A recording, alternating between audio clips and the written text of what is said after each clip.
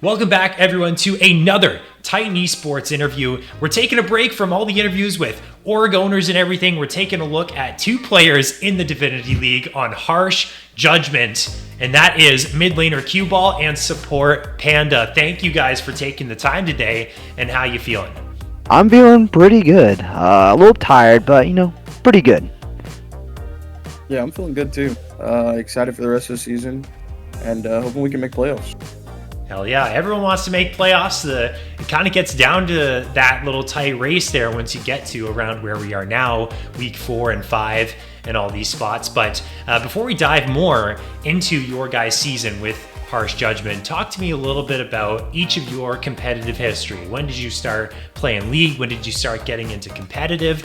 And how many seasons have you played in Titan so far? We'll start with you, Qball. For sure. So my league career, I started as an ARAM warrior. I was so afraid to play on the actual Summoner's Rift, and so I grinded ARAMs for a long time. But about summer of last year, my college team was actually trying to field a League of Legends team, and they asked if I would play on it, and I told them I've never played ranked before, and they were like, "We don't care." So they put me on the team. And then I started learning League straight into a competitive environment as a bronze player. And that progressed into the school year, and I was learning from my teammates and from my coaches, which then brings us to this summer when I decided, you know what, I kind of want to try this amateur stuff. It seems like fun. So this is my first ever amateur League season. And I've been enjoying it so much. I played one season in Blue Otter on Fools 5 Mercenaries. We actually made finals, so that was really fun. And now this is my first ever plat team. I'm playing with Harsh Judgment. That's awesome. So you got thrown right into the ringer there from ARAM straight into competitive. That's an interesting story. I mean, I can respect the ARAM only grind. I have a buddy as well who holds on to that ARAM God title, and that's enough for him. He doesn't need Summoner's Rift. Let's go with you, Panda. How about you? I've been playing League since freshman year of college, roughly, and I think it was season 8 or 9. Didn't really play ranked much until me and my buddies started having more free time after college when we moved into the workforce, and we decided, hey, we should shoot for a little higher, and peaked out at E3 and had to take some time off for work, and now I'm back in Plat League, just an Apex player, trying to rekindle that competitive spirit on my own, and then hopefully bring some success to new teams. Awesome. So now let's talk about the roster that you guys are on now with Harsh Judgment, and I'll go to you first, Qball, and then Panda, you can go ahead and give your side as well. How did you guys find this roster and end up kind of landing with this group of 5 people? Well, I guess for starters, I was just trying to find a plat team because when I signed up for my IBSG team, literally 2 weeks after we started playing, I got to Plat 3, so I couldn't compete with them anymore in future seasons, so I had to find a new team. I wasn't too worried at the beginning, but I kept sending out some links and some applications, but I didn't really hear back until I messaged Harsh Judgment a little bit into the season, and they responded back. They gave me a tryout, and then I started playing with them during the start of the Titan split. Yeah, I was gonna play Titan with a group of buddies after I got cleared for Apex, but the clear and my game requirement came in too late, so I ended up floundering and looking for a team about 3 weeks out from the season. And then originally we weren't going to play in Titan Divinity with Harsh Judgment. We were going to look for BOL, but BOL season was so delayed, and Titan actually pushed their season start back for 2 weeks, so we made it in time. Nice. So you guys, Qball, you're the mid laner, Panda, you're the support. If you imagine this Harsh Judgment team, this is the analogy I like to give when I ask this question to players. If you guys imagine your team as a 5-piece puzzle, what would you guys say each of your role is on the team? How do you fit into that puzzle, and what do you provide the most that's valuable to the squad? Panda, do you want to go first? I'm kind of thinking on this answer. Sure. I think my position on the team is frontline protect and position.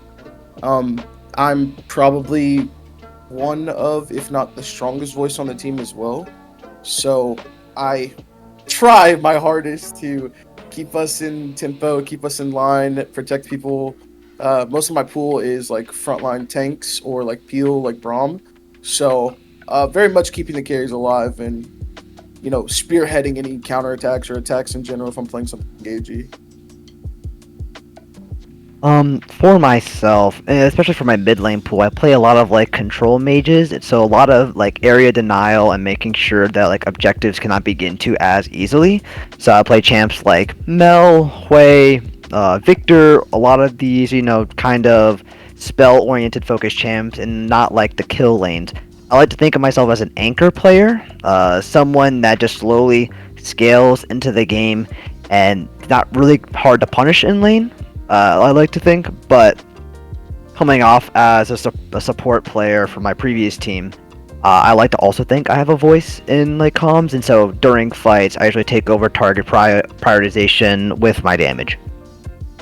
Nice. And yeah, I mean, I think that suits the roles that you guys play, and that makes a whole lot of sense. A lot of control mages are strong right now, and you can't go wrong with a Braum. That's what probably, as a support / AD carry player myself, one of my least favorite supports to play into with how effective he is. So that's nice, and a good bit of information on kind of like how you guys are working within the entire 5-person unit. Now, you guys are sitting at a series score of 1-3. Obviously, you would probably hope to have at least a better record as of now, as of week number 4. So I want to get your guys' thoughts on kind of how the season's progressed and what maybe needs to improve for you guys going forward past week 4 into week 5 to get some more wins underneath your belt. I would like to see us be able to communicate how to set up for objectives a little bit better. I feel like we're able to say like, hey, dragon's up in a minute 30, let's get our resets in and let's get our wards down to make sure that we can properly, do the objective and contest it. But sometimes that doesn't really go to fruition, and even if we do get onto objectives, we somehow find ourselves being like blocked out. I'm not sure if it's like the little ball that we're supposed to be in, we get too spread out and we get zoned off of the objective. But that's one thing I think we should do a little bit better, and that could probably put us back into the game. Yeah, overall, like that encompasses my major thing is just communication. Most of the top teams in the league, whether they have an undefeated record or one loss, the intangibles usually come down to, okay, you can communicate and reel back from a potential losing fight based on getting good prio targets, or communicating when you're out of summoner spells, or who's down on the other team with summoner spells. Like if the ADC loses flash and no one knows it but you on a single team, then they're not targeting him, or probably should be, but not able to get to him because they don't know. So small things like that can make a huge difference. I also think our record's not really indicative of where we are currently. When we started the season, like our first game that we got 2-0'd, we had not played a game together as 5. At all. Mm-hmm. So I think the change that we've made in 3 to 4 weeks is really good. I think we've had some stumbles here and there, but even like the last series that we had against Jolly Rogers, it was competitive, and they're undefeated as far as this way into the league. So I think they're rated like top 3 in the whole Divinity. So I'm not sad about where we're coming and where our improvement is. I just hope that we can turn the rest of the season into some good communication and some wins. Nice. Yeah, so always having that positive mindset, even going forward, even if, exactly, your record shows you're 1-3, but there's more to that story. And I think your guys' answers there really echoes the differences between competitive and solo queue. I've only played on one competitive team before, but it took me like one game to realize the difference it is between when you're playing by yourself and you're really just focusing on yourself and your own gameplay versus now you're in comms with 5 different people. The other team is coordinating, so you really have to be on that same page with your team. The communication has to be crisp, and you have to talk about these things, objectives and all that. So, and it's not easy to nail. It's a lot harder than it sounds. So yeah, I mean, it's good that you guys have a positive outlook going forward, and we focused a little bit on the negative, I guess, there, but you guys you did have a win, 2-0 win over CB Misfits, and you two in particular went crazy. You know, Qball, you had 2 double-digit kill games, and you had like 20+ assists in both of them as well, Panda. What went right for you guys in those games, kind of on a positive note? I like to think during those games we were able to like ride the wave in a sense. We were able to like get a bunch of small victories in the early game, which really bolstered our confidence to start going for more plays and communicating and talking. Because every team, no matter every good team, even if they're losing, sometimes it's hard to communicate things because you're in like such a like hard loss position. You don't know how to get back in. But if you're able to just like keep winning and keep being those small wins, it bolsters your confidence to keep doing more and more. And we were able to ride that wave to a 2-0 victory.